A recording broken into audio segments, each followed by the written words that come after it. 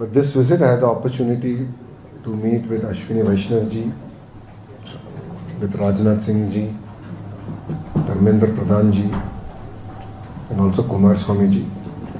I specifically discussed issues regarding my ministry, especially education, IT, electronics, also regarding NCC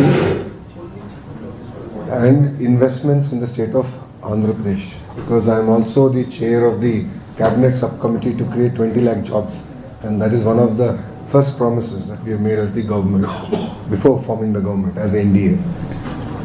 So I had an opportunity to meet with everyone. It's been a very fruitful trip, I must say. The interaction with Ashwini Vaishnav ji was amazing. We spoke at length about the need for data cities in India and the role it will play in the next wave of growth as a nation. India has been a beneficiary of the Y2K revolution. I believe we are now at the cusp of the data city revolution. Close to $300 billion is getting invested in this sector every year, and I believe India can get 100 billion of it. And as Andhra's IT minister, I would like to take lion's share of it to the state of Andhra Pradesh. While policies will get created for the nation, I would like Andhra to be the ultimate beneficiary of the policy. So we are leading the policies from the front.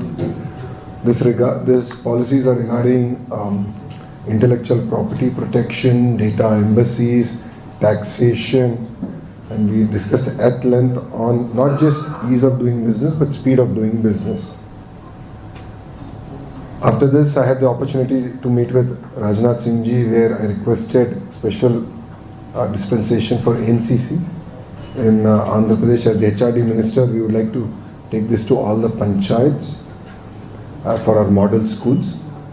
Parallelly, defense is a major investment sector that India is looking at. I believe Andhra Pradesh, especially the Rayalaseema district of Anantapur, is well positioned in the defense sector. So I have requested Sir's favourable view towards that, because larger agenda, of course, of our government is to create jobs, and this is one sector where we can really create substantive jobs. With the education minister, the discussion was amazing. We have asked for special dispensation in terms of our school infrastructure and also for universities, for grants in that order. And in the PM Usha schools that we have requested that Andhra be given more favorable position. And the reason is last 5 years the then government has not been able to use central government funds because they were not giving the matching grants. The state government was not releasing the matching grants. So everything got stuck, and we have just restarted that engine thanks to the leadership of our Honorable Chief Minister. So whatever pending works are there, we will complete it, is what I have committed. My meeting with Kumar Swami ji was mainly aimed at thanking him for saving Vishaka Steel Plant, and we have made a promise together that while this is a handout to the plant, but we will revive it, we will make it strong, robust, and we will contribute back to the nation. So we do not believe that we should run it further in losses. So we have to turn it around, make it strong, and actually contribute back to the nation. My second discussion was on the ArcelorMittal project, which I was lucky to lead from the front. I'm talking about the allocations that it's required, so that we are hoping that first production will come by 2029 January, and we'll be able to create a new steel city in India. So all in all, it was a fruitful trip. I believe we got what we wanted. There is great alignment. In politics, 1 + 1 is not just 2, it can be much, much larger, and that is what now you're seeing with Andhra Pradesh and the central government alignment. We are able to move at much greater speed. So if you have any questions, I'll answer it, then I'll come to Telugu media. What kind of assurance did you get from Mr. Vaishnav? Because your father has always been speaking about IT revolution, AI involvement. You've also made a promise to people in Davos that you would create a work from home culture for women in particular. No, absolutely. If you look at it, Ashwini Vaishnav ji was very receptive of the data city concept. It requires multi-ministry coordination, and he has asked that Andhra Pradesh also be part of it, and definitely put the proposal forward for that discussion. So he was very positive on that. On the work from home, that has been the trademark project of the Honorable Chief Minister. He spoke about it even in his third term about the same, and we'll make it a reality this time around. So that's the confidence that we have. And apart from that, we discussed at length the role of AI in governance. As a state, we have just launched WhatsApp governance, where through a single number we're able to deliver 161 government services. We are looking forward to expanding it to all the other services. So close to 500 odd services will come onto the single platform. So it's first of its kind in the world, and I believe that Andhra can lead in terms of the AI governance, and you'll see a lot more work happening in that space over the next 6 months. Nara, sir, can you tell something about... Since your party came to power last year in Andhra Pradesh, how much of investment you have been able to attract to the state so far? Sir, so far the under MOUs that we have is close to 6 lakh crores, translating to roughly 4 lakh jobs. And this is across sectors. This is across electronics manufacturing, renewable energy, pump storage projects, green hydrogen, IT services. So across sectors. Of course, the steel plant, the ArcelorMittal steel plant. So this is across sectors. We've been able to attract investments, and this is across the state. So it's not into one city or one area. This is covering all the major parts of the state of Andhra Pradesh. There are religious sentiments involved. It's, to be honest, if you look at, a Hindu is not allowed to work in a mosque. It's as simple as that. And vice versa also applies. So it's nothing new. And as a government, we've been very clear on this subject. And we'll take it forward to a logical conclusion. One more thing, sir, regarding RINS. There were almost 100 workers who at that time left, or there were so many companies who were not paid, the vendors were not paid. Will they be reinstated, and how much is the time span which when it all will be done? The payment of vendors, overall investments will come there. No, the employees who have left are employees who have taken voluntary retirement. So it ends there. In terms of the money flowing in and restarting it and getting it to peak production, that will take 3 months' time. The peak production to time maybe. Overnight you cannot start all the furnaces and get there. In a phased manner, we will start. Under the leadership, of course, of Kumar Swamiji and Varmaji, we are now focused on even getting the right management. Because as important as it is to start the furnaces and pay the pending bills, having the right leadership that will manage the entire institution is going to be very important. Internal structure you will change. Not only internal structure, CMD Kaun Banega and all that. Under the leadership of Kumar Swamiji and Varmaji, they are finalizing the right leader who can take RINL forward. So basically you will revive entire RINL? Absolutely. No. I think reviving is just an understatement. We want it to thrive. Okay. In my opening statement I made very clear that we want to contribute back to the nation. See, close to 11,000 plus crores is coming from Government of India. Close to 2,400 crores is coming from the state government, right, to revive RINL. So RINL is also duty bound to give it back in different form. I'm not expecting it cash, but in terms of taxes, employment, and taking it forward. It's a strategically important sector. Therefore, that's what we're asking. And there are reports of you meeting poll strategist turned politician Prashant Kishore. So what exactly went in that meeting? Are you also hoping for a future, policy-based understanding with him? Well, I meet everyone.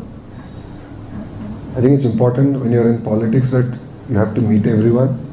I think people bring diverse ideas, feedbacks on administration, and that has been the trademark of Telugu Desam Party. We love to meet everyone, we love to take feedback. We love our critics more, because I think because when you're in a government and you're driving at a certain pace, it's important to make sure you're in the right direction. Even a degree separation now, 5 years later, will be quite far off from your goal. So it's very important to make sure you're in the right direction. So I meet with everyone. I meet quite a few of the strategists. I take a lot of feedback. The people have helped us in the past. Prashantji is one of the person who was part of, who has helped us, who has given us a lot of feedback during the last electoral process. And we continue to remain in touch. Will be giving you political consultancy as well? Is that on the card? He continues to give us feedback. And I talk to all the strategists in India. I continue to talk to all of them.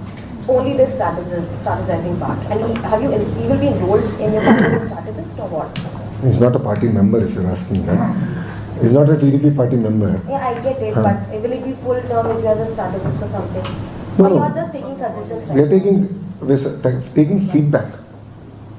What is their perception on the first 8 months of governance? What are our hits? What are our misses? And we are going a bit more deep down on our misses. How do we correct it?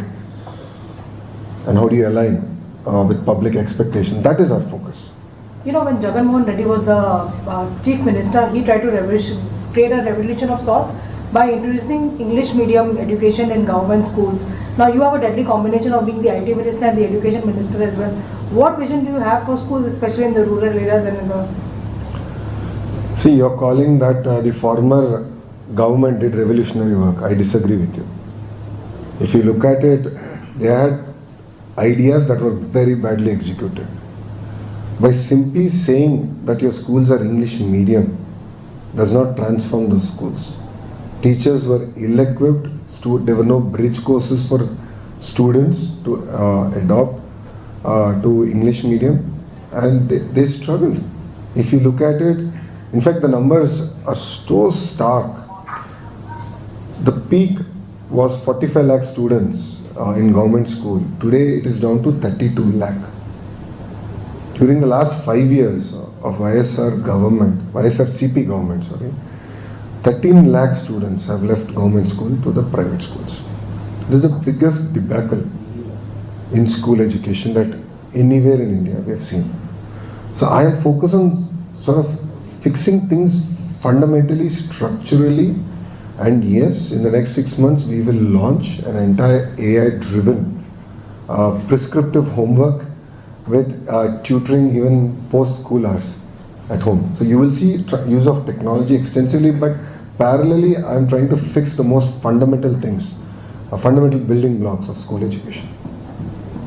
So what's your comment on Vincent Asser report about the educational quality was come down in the CBSE school students probably flunked in most of the That is true. So if you look at ASER report now in terms of our outcomes of education system, we are 1/3 of where we were in 2018. That is a stark report. Same thing with CBSE. CBSE is something that the erstwhile government announced, but didn't even take into consideration that the examination methodology is very different from the state board, and didn't prepare the students. See, I'm a CBSE product, and my 10th class exam was, as much as it was an exam for me, it was for my mother. So she would monitor every unit test, every half yearly, quarter-final, pre-final, then finals very closely. I felt it's a responsibility as the HRD minister that I do the same.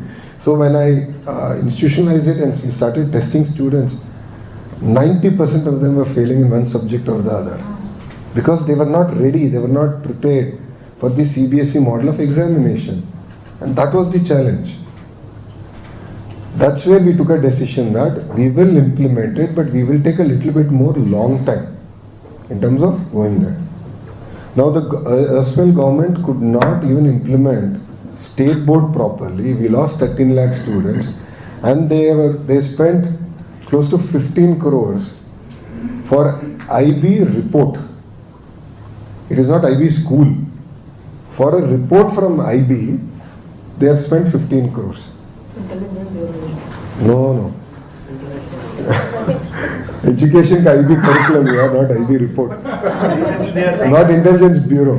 So for a report, they spent 15 crores. So that's the sad part, right? On one side, you're losing students to the private sector, and there are hardly any IB schools in India.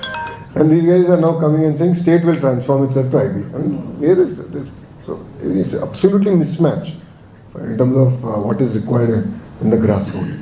So we are correcting all that. We are focusing on the fundamentals. We want to focus more on not output-based education, but outcome-based education. And you will see a lot of technology being used. So what is your opinion on UGC draft guidelines and appointments of VCs? They are taking away the state lot of government opposition powers. states In are. Bangalore, opposition education assembly in Bangalore. See, every policy will have its strength and its weakness. Now, if you look at it in Andhra Pradesh, in the last government, all the vice chancellors are political appointments. All the vice chancellors' positions were given to one community. One vice chancellor completely destroyed Andhra University, which is one of the oldest universities in Andhra Pradesh. The number of students have substantially fallen. There is hardly any research happening. If you look at NIRF rankings, we substantially collapsed. So there has to be some guiding principle. States should have autonomy, states should have the power to appoint, but there has to be some sort of guardrails. And I believe the recent thing is a guardrail for the states. So otherwise, I have seen higher education completely destroyed by the past administration. In fact, education was completely destroyed by the past administration. For the media friends who are from Andhra Pradesh, you know what has happened in Andhra University, how it was used as a political center, and how whenever CM comes, CM would visit Visakhapatnam, they would be taken out onto the streets. So rather than focusing on research, they are focusing on politics, and that is dangerous. That is not a good trend. What do you have to say about AI? Everyone is talking about AI, but there are no regulation as such right now.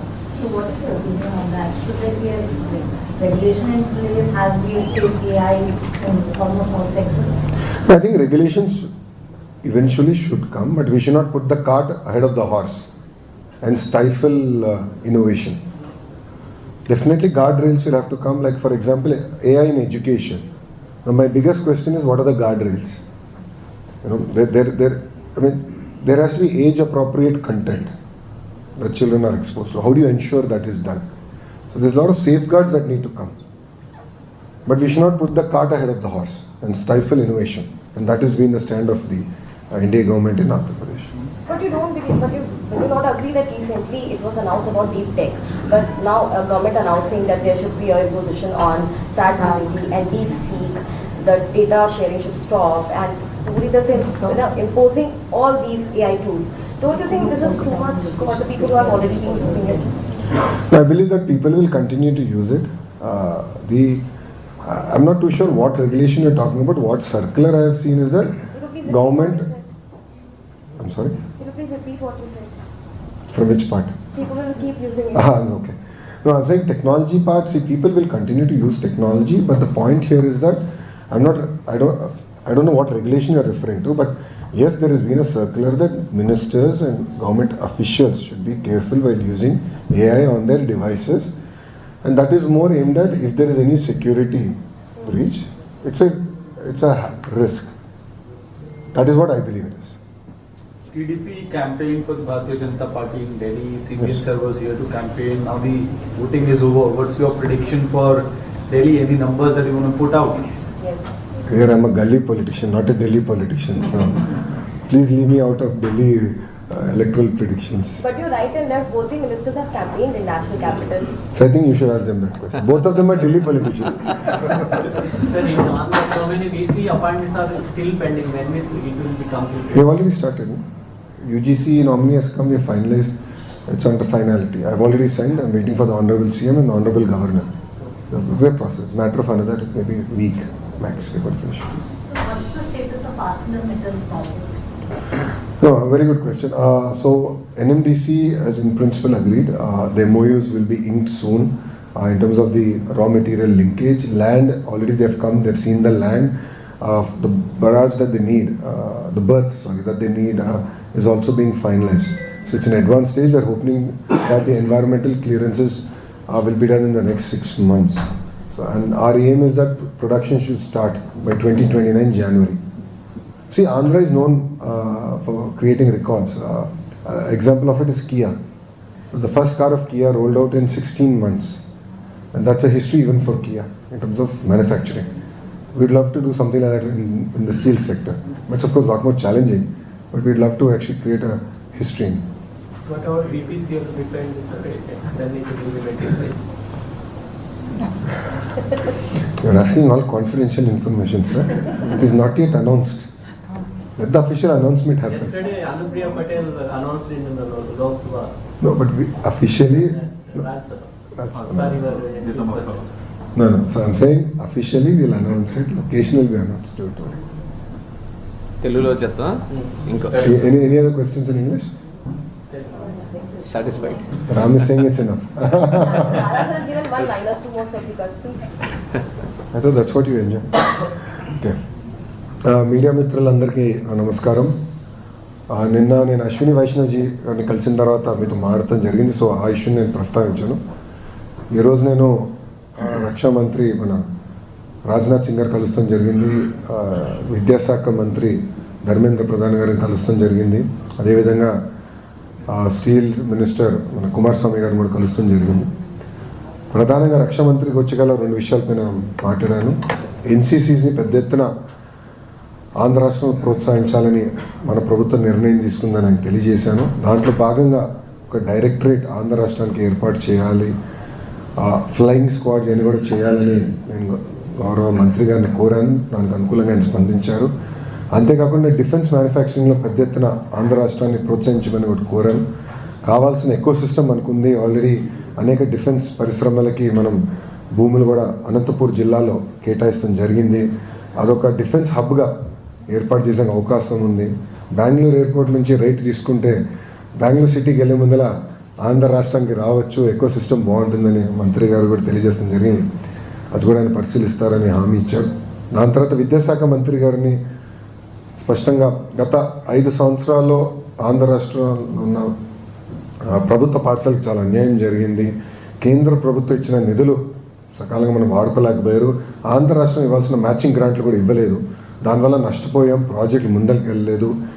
ఆ నిధులు మీరు cancel చేయొద్దు, మేము పూర్తి చేస్తామని కూడా మంత్రి గారికి హామీ ఇచ్చాం. రాబోయే సంవత్సరాల ఎలకేషన్స్ ఆంధ్ర రాష్ట్రానికి పెంచమని కోరాను.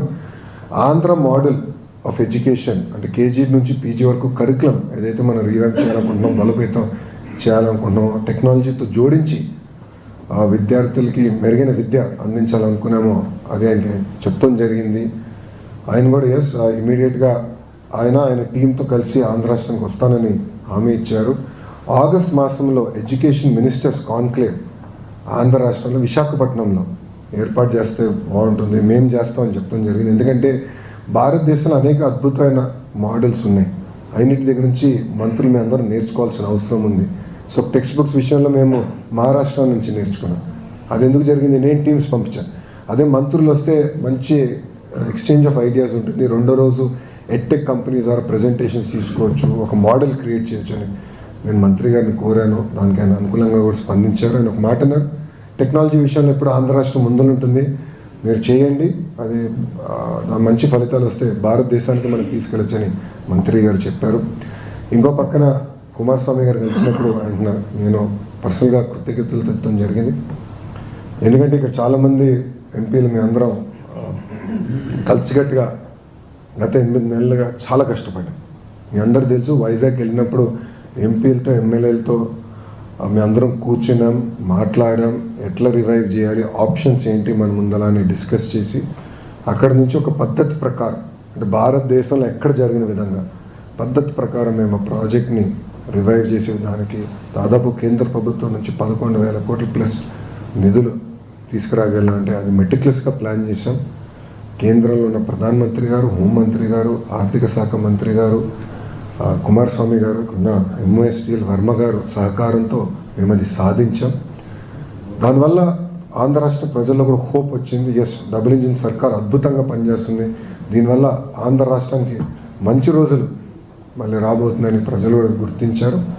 ఇట్లా కలిసికట్టుగా మేము పనిచేస్తామని చెప్పాం. మంత్రి గారు కూడా మేము అందరం మాట్లాడిన తర్వాత అనుకున్నాం, ఎట్టి పరిస్థితుల్లో కేంద్ర ప్రభుత్వం ఇప్పుడు పెడుతున్న పెట్టుబడి కానీ ఆంధ్ర రాష్ట్రం పెట్టుబడి కానివ్వండి, ఎకనామిక్ యాక్టివిటీ ద్వారా తిరిగి వడ్డీతో సహా చెల్లిద్దాం, మంచిగా మేనేజ్ చేద్దాం, ఇంకొకసారి నష్టాల్లోకి ఈ ప్లాంట్ వెళ్ళకూడదు, మంచి మేనేజ్మెంట్ తీసుకొద్దాం, క్లోజ్గా మానిటర్ చేద్దామని మేము అందరం కలిసికట్టుగా నిర్ణయం తీసుకుంటాం జరిగింది. అంతేకాకుండా ఆర్సిలర్ మిత్తల్ ప్రాజెక్ట్కి కావాల్సిన రా మెటీరియల్ లింకేజు మిగతా అంశాలపైన కూడా మేము చర్చించాం. దానికి ఆయన 100% ఆయన మినిస్ట్రీ సహకారం ఉంటుందని ఆయన హామీ ఇస్తాం జరిగింది. త్వరలోనే ఆ ప్రాజెక్ట్ కూడా భూమి పూజ చేద్దామని మంత్రి గారు చెప్తాం జరిగింది. వైజాగ్ స్టీల్ విషయంలో ఆర్సిలర్ మిత్తల్ రెండింటి విషయంలో ఒకటి వైజాగ్ స్టీల్ ప్రైవేట్ పరం కావద్దు అనేటువంటి నమ్మకం మాకు ఇంకా కలగట్లేదు. ప్రైమ్ మినిస్టర్ చెప్తే తప్ప మీరు నమ్మమని చెప్పంటున్నారు. ఇంకొకటి ఎవరు అంటున్నారు? దీన్ని తీసేయడం కోసమే ఆర్సిలర్ ప్రాజెక్ట్ తీసుకొస్తున్నారు. ఒక్క నిమిషం అండి, ఎవరు అంటున్నారు అన్న? ఇప్పుడు నేను ఒకటి అడుగుతున్నాను, ఎవరు మీరు నలుగురు చెప్పిన దానికి మీరు నన్ను ప్రశ్నిస్తే ఎట్లా అండి? ఏ కార్మికులతో నచ్చి కలిసారు, అందరు సంతోషంగా ఉన్నారు, రివైవ్ చేసాం. అరే స్టీల్ మినిస్టర్ వచ్చి ఇంకా ప్రైవేటీకరణ చేయమని చెప్తే ఇంకేం కావాలండి? నాకు అర్థం. కేంద్ర ప్రభుత్వం రాష్ట్ర ప్రభుత్వం కలిసి దాదాపు 13,000 కోట్లు ప్లస్ మేము పెట్టుబడులు పెడుతున్నాం. ఎవరి కోసం పెడుతున్నాం? ఆంధ్ర రాష్ట్ర ప్రజల కోసం పెడుతున్నాం, స్టీల్ ఫ్యాక్టరీని కాపాడుకునేదానికి పెడుతున్నాం, కార్మికుల కోసం పెడుతున్నాం. ఇంకెందుకు డౌట్ అండి? ఆర్సిలర్ మిత్తల్ కూడా క్యాప్టివ్ మైన్స్ లేదే. I'm sorry to say, but Arcelor మిత్తల్కి క్యాప్టివ్ మైన్స్ లేదే. Sir, the reason for Visakha steel plant ఇంత నష్టపోయేదానికి కారణం గత కొన్ని సంవత్సరాలుగా ఉన్న మేనేజ్మెంట్ విచ్చలవిడితనంగా ఎక్స్పాన్షన్ కానివ్వండి, అక్కడ జరుగుతున్న ఇర్రెగ్యులారిటీస్ వల్ల నష్టపోయింది. దాన్ని ఎట్లా కంట్రోల్ చేస్తారు? అది చెప్పే కదా, సీఎండి విషయంలో చెప్పా, స్ట్రాంగ్ మేనేజ్మెంట్ తీసుకొస్తానని చెప్పాం. వర్మ గారు భరత్ గారు పర్సనల్గా మంత్రి గారు ఆదేశాలు జారీ చేశారు, మీరు మానిటర్ చేయండి క్లోజ్గా, ఎవ్రీ మంత్ రిపోర్ట్స్ చదవండి, ఎంఐఎస్ మీరు రివ్యూ చేయండి, నాకు ఫీడ్బ్యాక్ ఇవ్వండి, we will revive it, will make it strong, will make it profitable అని చెప్పారు. And we will do it.